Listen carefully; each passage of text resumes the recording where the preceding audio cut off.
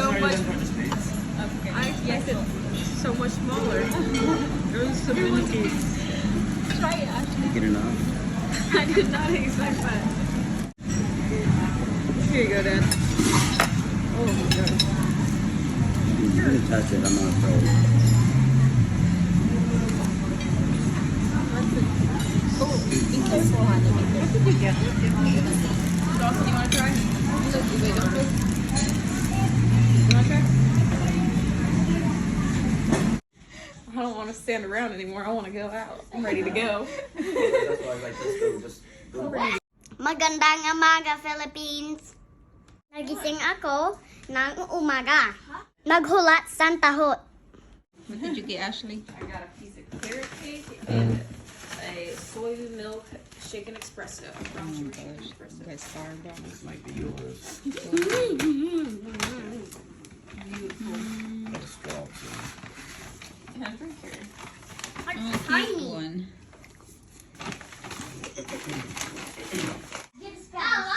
Why are you looking outside, Ashley? Just looking around. I don't want to stand around anymore. I want to go out. I'm ready to go. That's why I like this go. Just go. Ayun guys, first holding namin sa Pinas and hindi makapag-antay si Ate Ashley na mag-explore pero may mga jet lag pa kagabi na kumain lang kami pagdating namin sa hotel tapos natulog. Pero mga alas 3 pa lang gising na. Syempre may jet lag pa. So pasensya na sa short vlog for our first day kasi wala kaming gaanong ginawa kundi nag-ikot-ikot lang sa mall and then yun lang and then bumalik kasi pagod na pagod pa yung kambal guys. Gustong marating ni Ashley yung mga mall nga dito sa Makati, yung malapit lang sa Makati kasi ito yung mga napuntahan na din ni Taylor. Siyempre naikwento na sa kanya. So, ang una namin pupuntahan guys ay Mall of Asia. Tapos plan namin pumunta sa SM and then sa Glorieta. Diba magkakarugtong lang yan sila sa Makati. Excited na siyang mag-shopping dito sa Pinas guys at hindi naman siya masyadong na culture shock sa paligid kasi parang expected na niya syempre na mga naikwento na ni Taylor tapos nakita niya yung mga video dati tsaka pictures so parang normal na lang sa kanya. Pagdating naman guys sa mga pagkain, I'm not really worried kasi mas picky si Taylor pero okay naman, nakasurvive naman siya dito sa Pinas. Pero si Ashley, mas maano siya, mas gusto niya yung mga Pinoy foods. Dati yung mga pinapatikim ko sa kanya sa US ay lagi niyang nagugustuhan. So hindi talaga ako nag-aalala sa kanya pagdating sa food.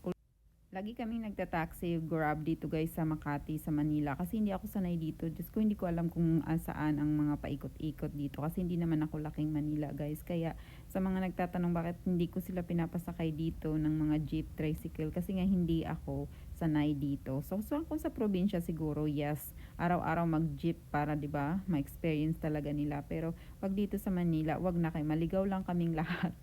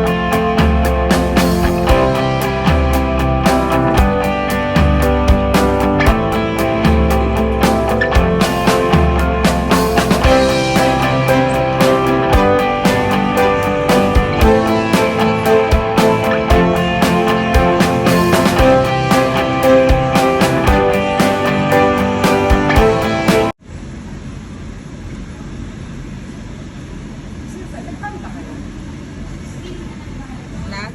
Hey, fries? Yeah, you asked.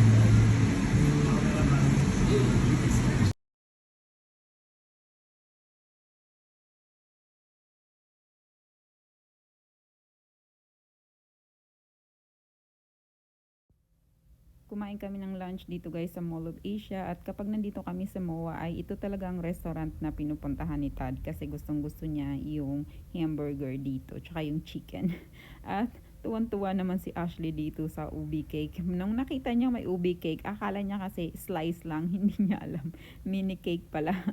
Ang laki para sa kanya. So, busog na rin kami. Pero, ang babait ng mga staff dito guys, kasi ang manager nila ay follower namin. So, nilibre nila kami ng pagkain. Kasi thank you so much, Tender Bob. So, try nyo guys yung pagkain nila dyan sa MOA. Kapag naligaw kayo sa MOA, ang sasarap ng pagkain nila.